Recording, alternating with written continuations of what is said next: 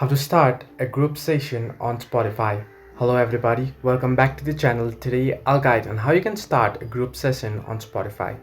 Now the process is actually quite simple. Simply open up Spotify app here, and what you want to do is you want to head into the song that you are listening to. Now you can see I'm listening to a song here. Simply tap on it and open it up, make sure, and at the very bottom left corner of the screen you'll find the desktop icon. There you can see the desktop icon here below the heart icon. Simply tap on it and this option will load up, and here you'll find the option to start a group session. However, here you can see there is no any option. It's because I don't have the premium.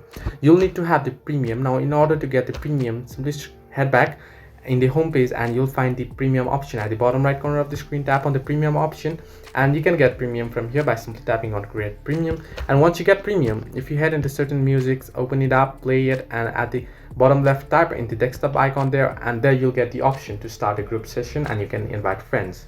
So this way you can start a group session on Spotify. Hope this helped you. Do like and subscribe, and do not forget to leave a comment down below if you have any further issues.